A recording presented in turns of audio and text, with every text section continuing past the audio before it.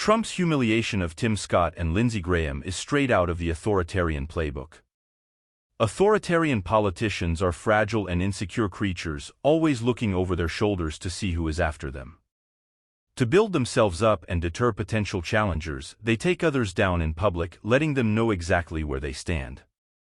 They apply this same vicious treatment even to their most loyal collaborators, so that no one ever feels safe and thus everyone continues to act in a slavish manner. Throughout history, such leaders have never lacked a steady supply of opportunists and profiteers who are all too willing to play this game, even to the detriment of their dignity. The Donald Trump-era GOP is the latest example. Trump has used ritual humiliation to make the GOP his personal tool, and the list of Republicans he has mocked publicly is long.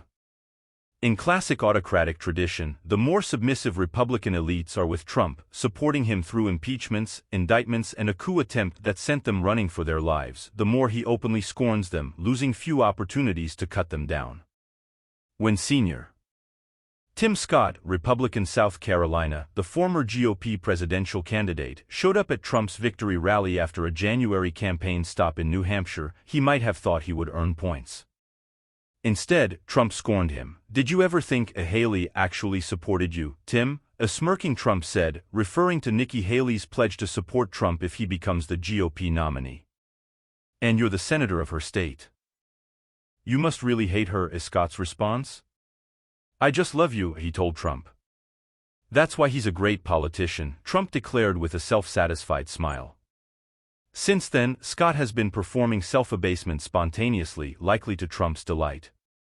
"I'm far better encouraging and being excited and motivated for President Trump than I was for myself," Scott said after voting in the South Carolina primary.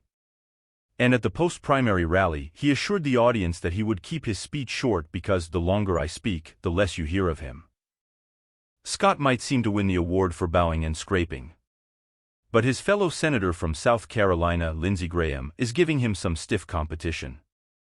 Graham is forever paying for the sin of criticizing Trump in 2016.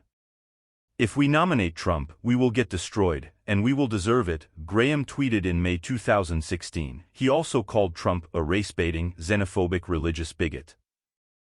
Scholars use the term hollowed out to describe institutions that lose their independence in autocracies when they have been purged of anyone who is not loyal to the leader. But individuals who collaborate with authoritarians can end up hollowed out, too, bereft of their morals and their self-esteem. This is what has happened to Graham. Graham is a former military lawyer and national security hawk, including on Russia, but his main cause now seems to be defending Trump, to the point of reversing his view expressed after January 6 that presidential conduct is subject to American law. Since that opinion clashed with Trump's claim that he should have presidential immunity for everything and anything he has done, including inciting an insurrection, Graham's opinion could not stand. Politicians who play the leader's ritual humiliation game may think that if they show him enough public support at the right moments, their past indiscretions will be forgotten. That is never the case. Even worse, the politician can find that he or she has become the enemy of the leader's rabid followers as well.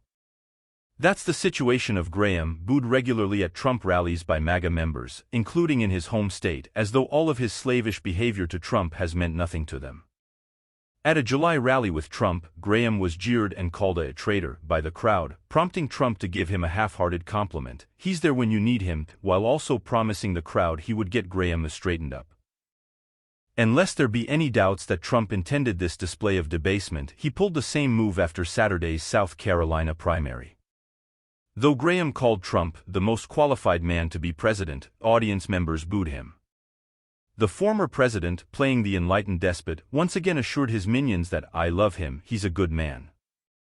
Scott may have mastered the philosophy of ritual humiliation. "I am nothing, my leader is everything, and everyone should know it," but Graham's journey provides the stuff of a morality tale.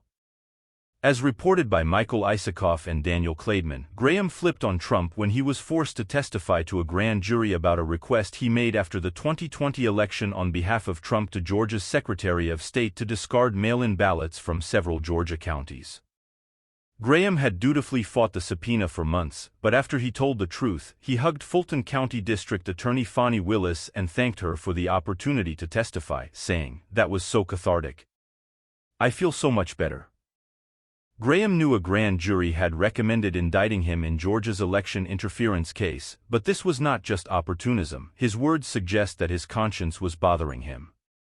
And that's why he will likely continue to be a target of Trump's scorn. Trump knows that ritual humiliation breaks down the morale of his enablers, who try so hard to please him but never receive absolute validation and at any moment can be taken down again.